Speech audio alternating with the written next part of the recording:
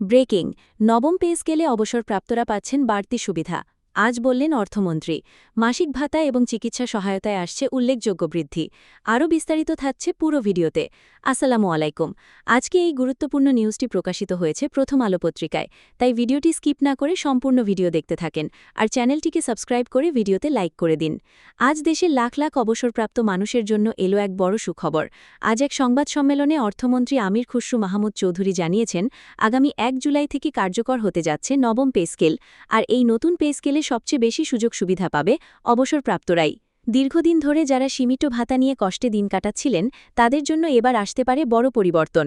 অর্থমন্ত্রীর বক্তব্য প্রকাশের পর থেকেই দেশজুড়ে শুরু হয়েছে আলোচনা। অনেকেই বলছেন এবার হয়তো অবসরপ্রাপ্তদের ভাগ্য বদলাতে যাচ্ছে, কারণ শুধু ভাতা নয়, এর সাথে বাড়তে পারে আরও বেশ কিছু বিশেষ সুবিধা।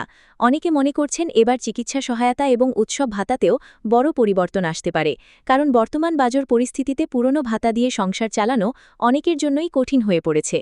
চাল, ডাল, তেল, ওষুধ সবকিছুর দাম বাড়লেও অবসরপ্রাপ্তদের আয় একই ছিল, ফলে বছরের পর বছর অনেক পরিবার চরম আর্থিক চাপে ছিল। আর সেই বাস্তবতা মাথায় রেখেই এবার নতুন সিদ্ধান্ত নেওয়া হচ্ছে বলে ধারণা করা হচ্ছে। সবচেয়ে বেশি আলোচনা হচ্ছে সম্ভাব্য হিসাব নিয়ে, কারণ মানুষ এখন জানতে চাইছে নতুন পে স্কেলে বাস্তবে কতটা বাড়তে পারে। বিভিন্ন মহলে আলোচনা চলছে, বর্তমানে কেউ যদি ১৪,০০০ টাকা ভাতা পান, তাহলে নতুন সমন্বয়ের পর তা ১৯,০০০ টাকার কাছাকাছি যেতে পারে।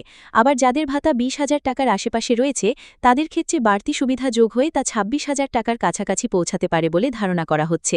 যদিও এখনও আনুষ্ঠানিক ঘোষণা আসেনি, তবুও এই হিসাবগুলো মানুষকে নতুন আশার খবর দিচ্ছে। শুধু তাই নয়, নিম্ন আয়ের অবসরপ্রাপ্তদের জন্য আলাদা সুবিধা নিয়েও আলোচনা চলছে। অনেকেই বলছেন যাদের বর্তমান ভাতা কম, তাদের জন্য বাড়তি বৃদ্ধি রাখা হতে পারে, অর্থাৎ যারা সবচেয়ে বেশি কষ্টে আছেন তারাই তুলনামূলক বেশি সুবিধা পেতে পারেন। আর যদি সেটি বাস্তবায়ন হয়, তাহলে বহু পরিবার নতুনভাবে স্বস্তি ফিরে পাবে, কারণ সামান্য বাড়তি অর্থ অনেক সময় একটি পরিবারের জন্য বিশাল সহায়তা হয়ে দাঁড়ায়। দীর্ঘদিন ধরে অবসরপ্রাপ্তদের একটি বড় অভিযোগ ছিল, বাজারের সাথে তাদের ভাতা কখনো সমন্বয় করা হয় না। চিকিৎসার খরচ বাড়লেও বাড়েনি চিকিৎসা সহায়তা। আবার অনেকেই মাসের শেষে ওষুধ কেনার টাকাও ঠিকমতো জোগাড় করতে পারেননি। বিশেষ করে বয়স্ক মানুষের চিকিৎসা ব্যয় বেড়ে যাওয়ায় তাদের জীবন আরও কঠিন হয়ে পড়েছিল। আর সেই কারণেই এবার চিকিৎসা খাতেও বাড়তি সহায়তা দেওয়ার বিষয়ে আলোচনা হচ্ছে বলে বিভিন্ন সূত্র দাবি করছে। এদিকে বিভিন্ন জায়গায় অবসরপ্রাপ্ত কর্মচারীদের মধ্যে এখন এই খবর নিয়েই আলোচনা চলছে। চায়ের দোকান থেকে শুরু করে সামাজিক যোগাযোগ মাধ্যম, সর্বত্র এখন একটাই প্রশ্ন, নবম পে স্কেলে কে কতটা সুবিধা পাচ্ছেন। অনেকে বলছেন চাকরি জীবনে দেশের জন্য কাজ করার পর বৃদ্ধ বয়সে অন্তত সম্মানের সাথে বাঁচার সুযোগ পাওয়া উচিত। আর সেই জায়গা থেকেই এবার সরকার নতুনভাবে বিষয়টি বিবেচনা করছে বলে ধারণা করা হচ্ছে। বিভিন্ন বিশ্লেষক মনে করছেন এবার শুধু মূল ভাতা বাড়ানোতেই সীমাবদ্ধ থাকবে না, এর সাথে বিশেষ সম্মানী এবং অতিরিক্ত সহায়তাও যুক্ত হতে পারে। বর্তমানে কেউ যদি ১৬,০০০ টাকা ভাতা পান, তাহলে নতুন স্কেলে বিভিন্ন সুবিধা মিলিয়ে তা ২৩,০০০ টাকার কাছাকাছি পৌঁছাতে পারে বলে আলোচনা চলছে। আবার যাদের ভাতা তুলনামূলক বেশি, তাদের ক্ষেত্রেও নতুন সমন্বয় আসতে পারে, ফলে অবসরপ্রাপ্তদের হাতে আগের তুলনায় অনেক বেশি অর্থ পৌঁছাতে পারে বলে ধারণা করা হচ্ছে।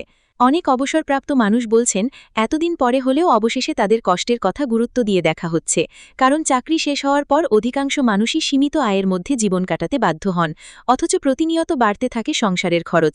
পরিবারের চিকিৎসা, শিক্ষা এবং নিত্য প্রয়োজনীয় জিনিসপত্র কিনতেই মাসের অধিকাংশ টাকা শেষ হয়ে যায়। আর সেই কারণেই নতুন পে স্কেলের ঘোষণাকে তারা অত্যন্ত গুরুত্বপূর্ণ হিসেবে দেখছেন।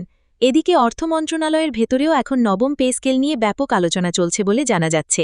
বিভিন্ন সূত্র দাবি করছে, অবসরপ্রাপ্তদের জন্য এবার আলাদা সুবিধা কাঠামো তৈরির বিষয়েও চিন্তা করা হচ্ছে, কারণ দীর্ঘদিন জুড়ে অবসরপ্রাপ্তদের অনেক দাবি জমেছিল। বিশেষ করে চিকিৎসা সহায়তা এবং জীবনযাত্রার ব্যয় নিয়ে সবচেয়ে বেশি অভিযোগ ছিল। আর সেই বিষয়গুলো এবার গুরুত্ব সহকারে বিবেচনা করা হচ্ছে বলেই মনে করছেন অনেকে।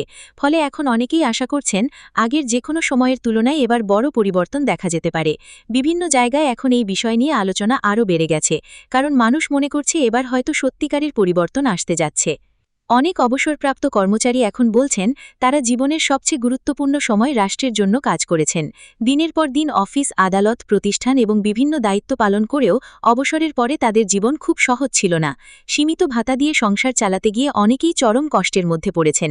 বিশেষ করে যাদের পরিবার পুরোপুরি পেনশনের টাকার উপর নির্ভরশীল, তাদের অবস্থা আরও কঠিন হয়ে পড়েছিল। আর সেই কারণেই এবার নতুন পে স্কেলের খবর শুনে অনেকের মাঝেই নতুন আশার জন্ম হয়েছে। অনেকেই বলছেন এবার হয়তো দীর্ঘদিনের কষ্ট কিছুটা হলেও কমতে পারে। অনেক অবসরপ্রাপ্ত মানুষ বলছেন বর্তমান সময়ে সংসার চালানো আগের তুলনায় অনেক কঠিন হয়ে গেছে। বাজারে প্রতিটি পণ্যের দাম বেড়েছে কয়েক গুণ। বিশেষ করে ওষুধ এবং চিকিৎসা খরচ বৃদ্ধ বয়সের মানুষের জন্য সবচেয়ে বড় চাপ হয়ে দাঁড়িয়েছে। কেউ কেউ বলছেন মাসের অর্ধেক টাকা শুধু ওষুধ কিনতেই শেষ হয়ে যায়। তারপরেও পরিবারের অন্যান্য খরচ সামলাতে হিমশিম খেতে হয়। আর এই বাস্তবতাই এখন নতুন পে স্কেলের আলোচনাকে আরও গুরুত্বপূর্ণ করে তুলেছে। বিভিন্ন জায়গায় এখন আলোচনা হচ্ছে অবসরপ্রাপ্তদের জন্য আলাদা বিশেষ বোনাস চালুর বিষয়েও, কারণ বর্তমান সময়ে উৎসবের খরচ সামলানো অনেক পরিবারের জন্য কঠিন হয়ে পড়ে। অনেকে বলছেন যদি বছরে অতিরিক্ত বিশেষ সহায়তা দেওয়া হয় তাহলে সেটি হবে অবসরপ্রাপ্তদের জন্য বড় স্বস্তির বিষয়। বিশেষ করে যারা অসুস্থতা এবং সংসারের খরচ নিয়ে প্রতিনিয়ত দুশ্চিন্তায় থাকেন তারা এই সিদ্ধান্তে সবচেয়ে বেশি উপকৃত হতে পারেন। ফলে এখন মানুষ নতুন ঘোষণার অপেক্ষায় রয়েছে। সামাজিক যোগাযোগ মাধ্যমেও এই বিষয় নিয়ে ব্যাপক আলোচনা শুরু হয়েছে। বিভিন্ন বিশ্লেষক মনে করছেন এবার শুধু ভাতা বাড়ানো নয়, বরং অবসরপ্রাপ্তদের জন্য দীর্ঘমেয়াদী নিরাপত্তা পরিকল্পনাও আনা হতে পারে। কারণ শুধুমাত্র সাময়িক সুবিধা দিয়ে সমস্যার সমাধান সম্ভব নয়। ভবিষ্যতের কথা চিন্তা করেই নতুন কাঠামো তৈরি করা হতে পারে বলে আলোচনা চলছে।